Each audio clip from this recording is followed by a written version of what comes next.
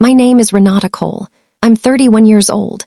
And 3 weeks ago, my father stood up at my younger brother's law school graduation dinner, raised his glass to toast his real success story, and looked directly at me when he added, "Not everyone in this family was built for more than minimum wage." Table laughed. Not all of them, but enough. I sat there with a glass of water in my hand, in a blazer that cost more than his car payment, and I let him have his moment. Because here is what my father did not know. Sitting at the head of that table in the restaurant he'd chosen specifically to be impressive, he thought he knew exactly who I was. The daughter who dropped out. The one who'd been wasting her life for 9 years doing something he'd never bothered to ask a single real question about. He had no idea that the company on the lanyard I wasn't wearing, the one I'd built from a card table in a storage unit into something that now employed 140 people, had quietly acquired the small regional bank that held his mortgage 4 months earlier. He didn't know that. Nobody at that table knew that. I hadn't told anyone, because I'd learned a long time ago that the people who mock you for what you don't have rarely deserve to know what you've built. But that night, watching him toast his real success story, while looking at me, I decided it was finally time he found out. Welcome back to Hidden Family Revenge, where we tell quiet stories about people who were counted out, written off, and underestimated by the very people who should have believed in them first. If you've ever sat at a table and let someone underestimate you on purpose, this one is for you. Drop a comment and tell me where you're watching from and what time it is. Hit subscribe so the next one finds you. Let me take you back 9 years, to the spring I dropped out of college, and the conversation with my father that I have never once forgotten, word for word. Before I tell you about that dinner, you need to understand the architecture of my family, because none of what happened makes sense without it. My father is Walter Cole. He spent 34 years as a high school guidance counselor, the kind who believed completely and sincerely in one single ladder, the one he'd climbed himself. Public school, state college, a stable job with a pension, a house with a 30-year mortgage he paid down like a man defusing a bomb, one careful payment at a time. He is not a cruel man, exactly. He is a man who genuinely believes that the path he walked is the only legitimate path, and that anyone who steps off it is making a mistake he has a professional and parental obligation to correct. My mother, Sandra, taught 3rd grade for 26 years and has spent most of my life being politely caught in the middle of whatever my father and I were disagreeing about, which by my early 20s was most things. My younger brother is Desmond, 3 years behind me, and from the time he could talk, he wanted to be a lawyer, which delighted my father in a way I never quite managed to. Desmond followed the ladder exactly. Honor roll, debate team, a partial scholarship to a respectable state school, then law school, 3 years later, the dinner I'm telling you about. I want to be fair to my father here because I think it matters. He was not a bad parent in the obvious ways. He showed up to things. He paid for what he could. He genuinely believed that pushing me toward a real career was an act of love, the same way he believed pushing every student through his office door toward a 4-year degree was an act of love. He simply could not separate love from the specific shape he decided success had to take. I was a decent student, not exceptional, the kind of kid who did well in subjects that interested me and adequately in the ones that didn't. What actually held my attention, from about the age of 14, was code. I taught myself HTML off a library computer because I wanted to build a fan page for a band nobody else liked. And something about it, the way a precise set of instructions could make something appear out of nothing, lodged itself permanently in my brain. By the time I got to college, I was building small freelance websites for local businesses on the side, charging $200 a project, learning faster from those real, paying, deadline-driven jobs than I was learning in most of my intro courses. I declared computer science as my major, mostly because it was the closest official label for what I was already doing. 18 months in, a professor of mine, a woman who ran a small startup accelerator on the side, asked if I wanted to help build the backend for an early-stage logistics platform she was advising. Real equity, real responsibility, real deadlines, alongside 3 other students and 1 actual engineer. I said yes before she'd finished the sentence. I want to be honest about what happened next, because the story is more complicated than she dropped out and never looked back. I tried to do both for a full semester. Classes during the day, the startup at night, sleeping 4 hours, missing assignments, watching my GPA slide while the platform I was helping build started getting actual paying customers. By the end of that semester, I sat down and did the math, the real math, not the math my father wanted me to do.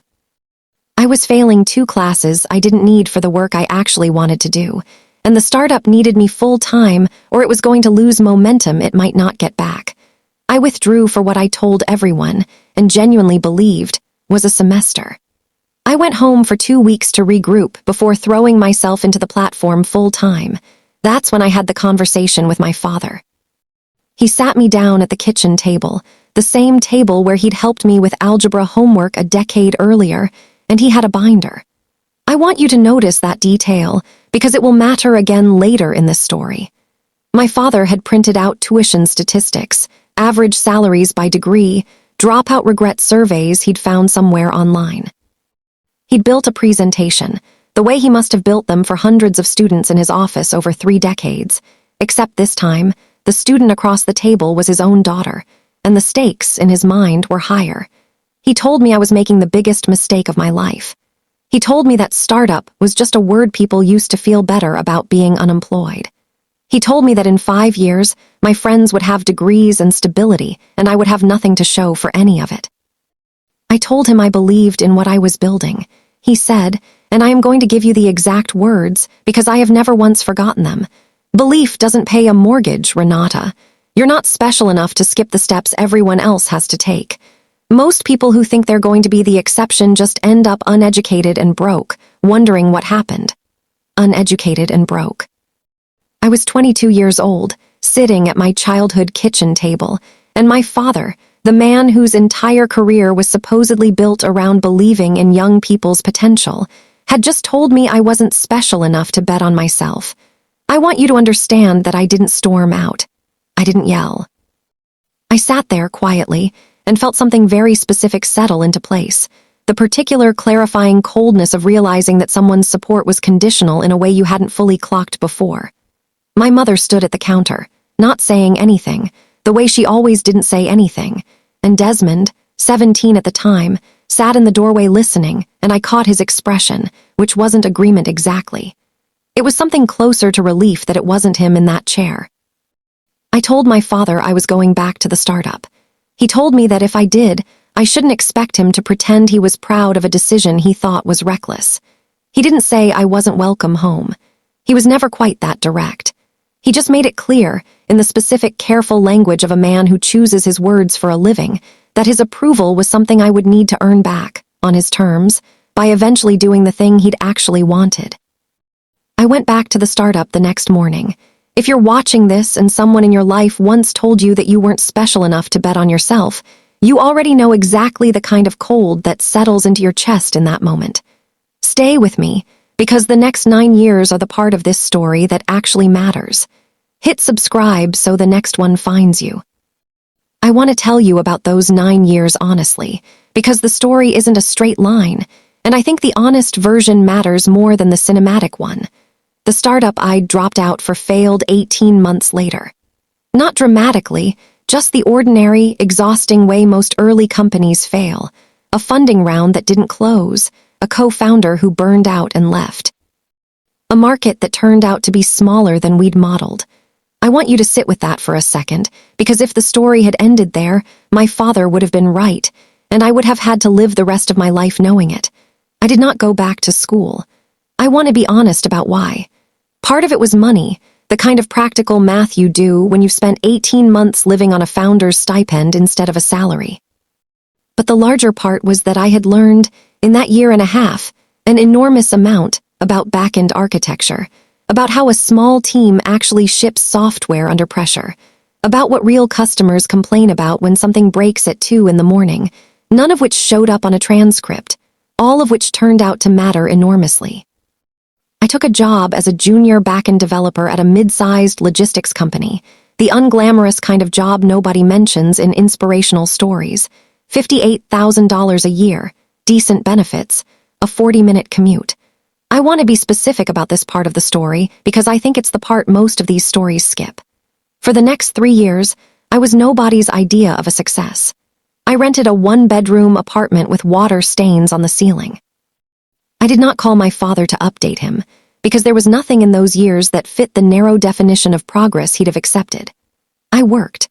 I learned. I paid attention to every inefficiency I encountered, every manual process that should have been automated, every small business owner I overheard complaining, at the coffee shop near my office, about how impossible it was to track inventory across multiple platforms without paying for software built for companies 50 times their size.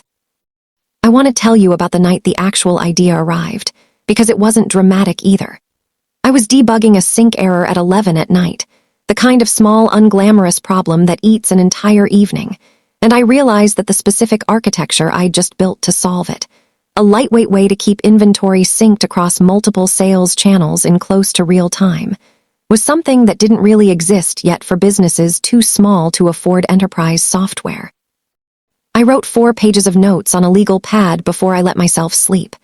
I spent the next year building a prototype on nights and weekends, the exact unglamorous grind that doesn't photograph well for anyone's highlight reel.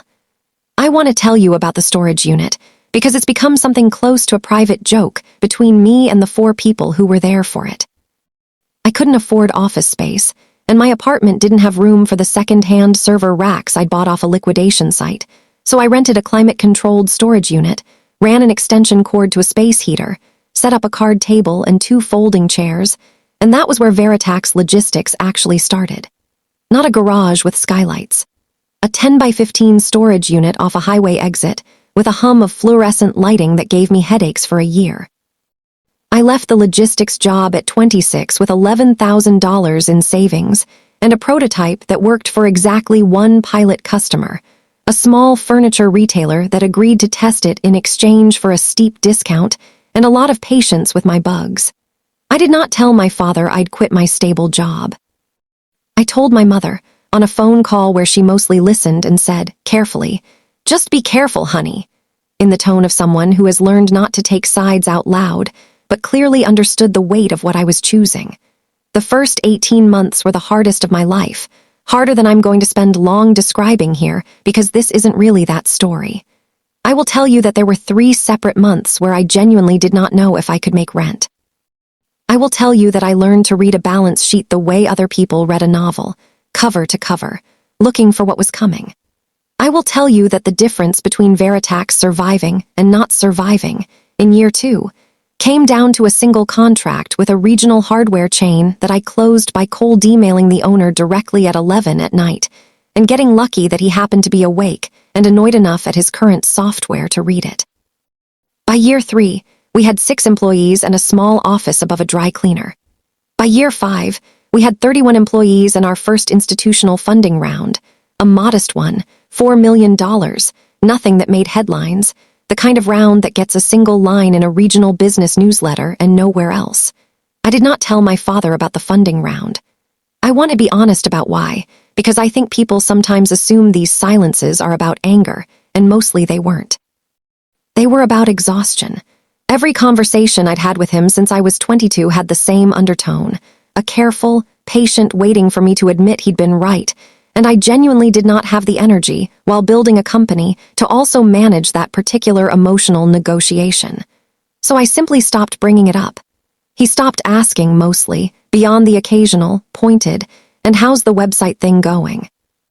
At holidays, which I'd learned to answer in one flat sentence before changing the subject, Desmond, meanwhile, was exactly the son my father had always wanted.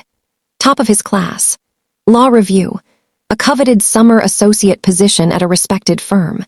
My father mentioned Desmond's accomplishments at every family gathering, in detail with visible pride, the specific pride of a man watching his own blueprint get executed correctly by someone else.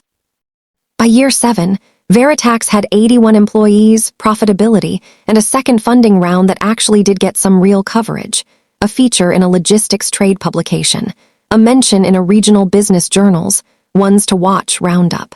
My father, as it happened, did not read trade publications or regional business journals. The silence held. I want to tell you about the bank because this is the detail that ends up mattering most. Around that time, as Veritax grew, We needed a more sophisticated banking relationship than our original small business account could offer, treasury management, a real line of credit, someone who understood scaling logistics companies instead of treating us like a corner store. Our CFO, a sharp, careful woman named Priya, spent 2 months evaluating regional banks before recommending Hearthstone Regional, a mid-sized bank with a reputation for actually understanding small and mid-sized business clients, instead of pushing them toward a call center. I didn't think much about it at the time beyond approving the relationship. I had no idea, none, that Hearthstone Regional was the same bank that held my parents' mortgage. Why would I have known that? I'd never once discussed my parents' finances with my CFO. It simply never came up. 18 months later, when Veritax had grown enough that a strategic acquisition made sense for both sides, Hearthstone's parent holding company approached us, not the other way around, about a partnership that eventually became a full acquisition of certain divisions, including, as part of the deal, the regional mortgage servicing portfolio that Hearthstone had originated and retained. I want to be precise about this, because precision matters in this story. I did not buy my father's mortgage. I did not target it. I did not even know it existed within the portfolio until months after the deal closed, when Priya, going through the integration paperwork with the operations team, mentioned offhand that she'd noticed a familiar last name in the servicing records and wanted to confirm there was no conflict of interest before we proceeded. She showed me the loan number.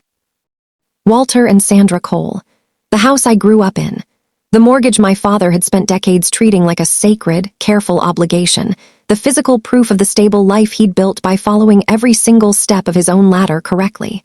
I sat with that information for a long moment. I want to tell you I felt something cinematic, triumph, vindication, the satisfying click of a story arriving at its destination. Mostly what I felt was strange. The smallness of the coincidence next to the size of everything it represented. I told Priya there was no conflict of interest, that the loan should be handled exactly like every other account in the portfolio, no special terms, no special attention, nothing. I genuinely meant that. I want you to understand that I never once considered using that information against him, raising his rate, calling the loan, anything petty or vindictive. That was never the story I wanted to be in. I just knew something now that he didn't. If you're watching this, and you've ever quietly known something about your own life that the people underestimating you had no idea existed, you already understand exactly the specific patients I'm describing. Stay with me, because Desmond's graduation dinner is coming, and so is the moment everything finally surfaced. Hit subscribe so the next one finds you. Desmond graduated law school 3 weeks ago. My father insisted on hosting the dinner himself, at a steakhouse downtown, the kind of place with leather booths and a wine list he clearly wasn't fully comfortable navigating, but was determined to seem like he was.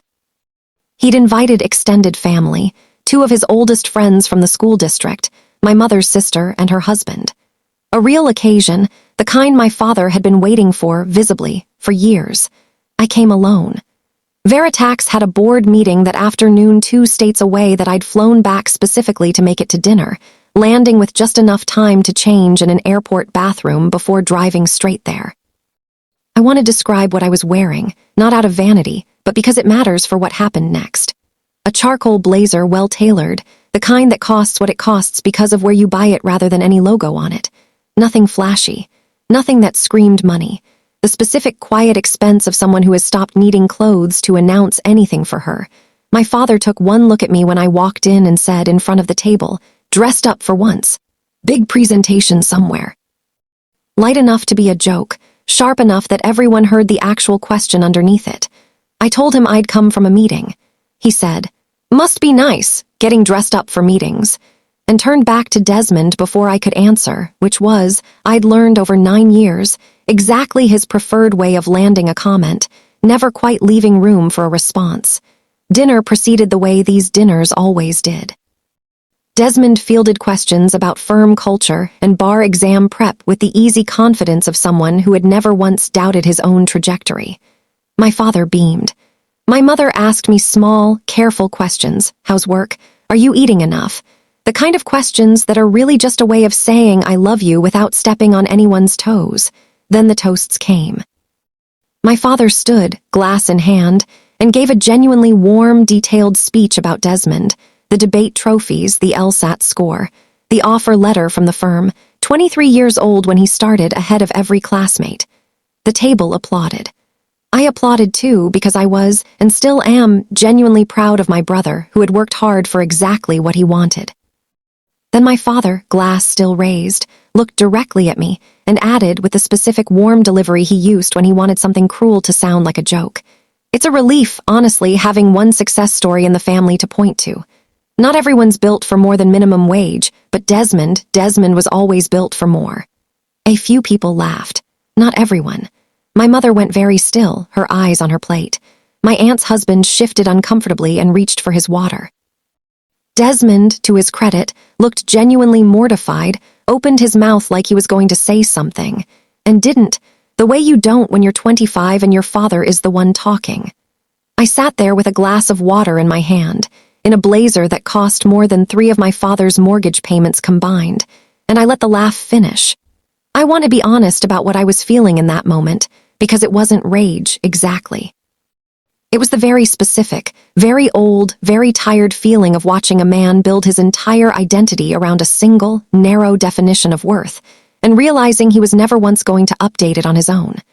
I had spent 9 years quietly proving him wrong in every measurable way, and he had spent 9 years simply not looking. I set my glass down. Minimum wage, I said, not loud, just clear enough that the table went quiet on its own. My father looked at me with the specific expression of a man who thinks he's about to receive an apology or at least a concession. Dad, do you know what Veritax Logistics does? He blinked. Your website thing. It's a software company. I founded it. We have 140 employees now. Table had gone fully silent. My aunt set her fork down. Last year we did $61 million in revenue. My father's face did something complicated, the specific arithmetic of a man trying to fit new numbers into an old story and finding they don't slide in cleanly. That's not, he started. I mean that website thing it's a logistics platform. It's used by over 4,000 small and mid-sized businesses across the country. I dropped out to build it. The decision you told me at this exact kind of table was going to leave me uneducated and broke. He didn't say anything. I want you to understand that this wasn't triumphant, the way I'm sure it might sound. My voice was steady, but my hands under the table were not. I'm not telling you this so you'll apologize, I said. I'm telling you because you just stood up at your son's graduation dinner and told a room full of people I wasn't built for more than minimum wage. And I sat here and let you say it, the same way I've let you say some version of that for 9 years. I'm done doing that. My mother had tears in her eyes. Desmond was staring at me like he was seeing me for the first time, which in a way he was. There's something else, I said, and I almost didn't say it because it felt, even in that moment, slightly unfair, a card I hadn't meant to ever play.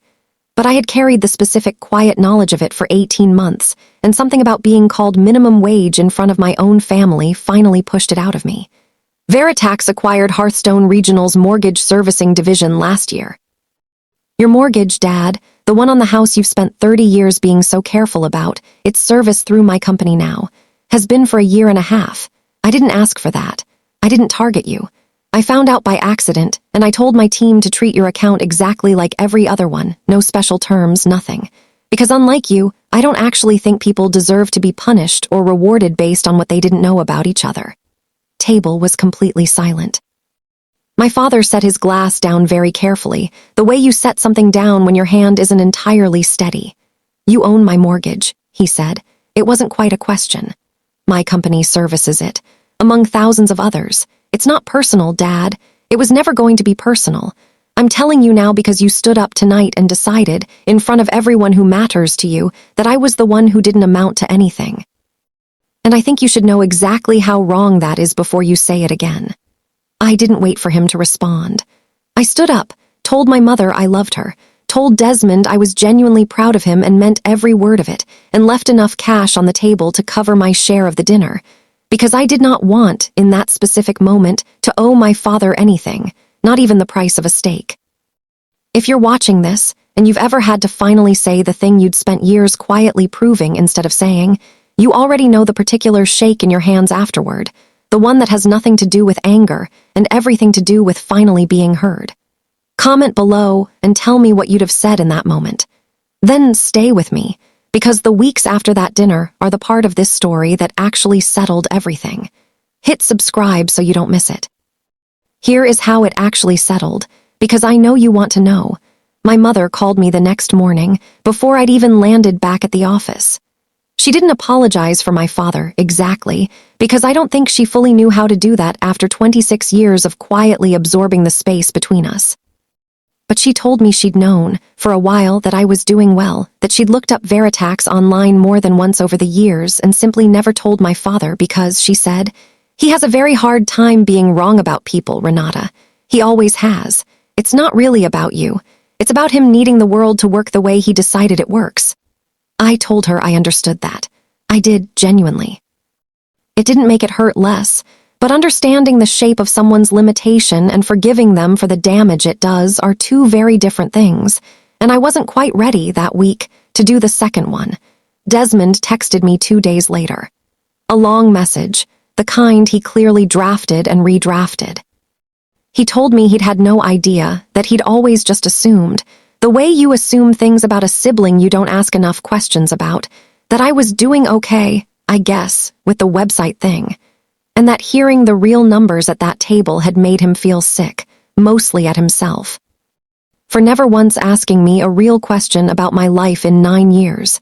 He asked if he could take me to dinner, just the two of us, no audience, so he could actually hear it properly. I said yes. We had dinner the following week, and for the first time in longer than I can remember, my brother asked me real questions about the company, about the storage unit, about the 3 months I genuinely thought I might lose everything, and listened to the actual answers instead of waiting for his turn to talk about himself. It was a good dinner. It didn't fix 9 years. It was a start. My father did not call. I want to be honest about that, because I think these stories sometimes rush toward a tidy reconciliation that didn't actually happen, and I'm not interested in giving you one that isn't true. My father has called me twice since that dinner. Both times, he asked careful, oblique questions about the company, the kind of questions you ask when you're trying to understand something without admitting you need it explained. He has not apologized. He has not said the words "I was wrong," the same way he never said them at that kitchen table 9 years ago. But he also hasn't said minimum wage again. He hasn't mentioned the binder of dropout statistics, hasn't asked when I'm going back to finish my degree, hasn't done the thing he's done at every family gathering for 9 years, which is wait, visibly, patiently, for me to admit he was right. I think, in his own slow, careful, guidance counselor way, he is recalculating. I don't know if he'll ever fully arrive somewhere that includes an apology. Some people, I've learned, are constitutionally incapable of that particular sentence, not because they don't feel something close to it, but because saying it would require dismantling an entire identity built around always knowing the correct path. I didn't tell him about the mortgage to punish him. I want to be clear about that, one more time, because I think it's the part of this story people are most tempted to misread. I told him because I was tired, after 9 years, of sitting quietly while someone who claimed to love me built his pride around a story where I was the cautionary tale. The mortgage wasn't a weapon. It was just a fact I'd been carrying that finally illustrated, more clearly than any argument I could have made, exactly how wrong his entire framework had been. Veritax is opening a second office next quarter. 161 employees now. I think about that storage unit sometimes, the space heater, the card table, the way my hands used to shake from cold instead of adrenaline. I think about the version of me sitting at that kitchen table at 22, being told she wasn't special enough to bet on herself. She was. She just had to find that out without anyone's permission. If I leave you with one thing, let it be this. The people who decide, early and permanently, that they already know the shape of your future are not actually describing you. They're describing the limits of their own imagination, dressed up as concern. You do not owe them a transcript of every hard year it took to prove them wrong. You don't even owe them the reveal when it finally comes. But if you do reveal it, do it the way I tried to, not as a weapon, not to humiliate, just as a fact, finally spoken instead of carried. Let the truth do what 9 years of silence couldn't. That's my story. A kitchen table, a storage unit, a toast that called me worthless in front of people who loved me, and a mortgage neither of us saw coming. If this reminded you that being underestimated by the people closest to you says everything about their limits and nothing about your worth, take that with you today. Share this with someone who's still being told they aren't built for more.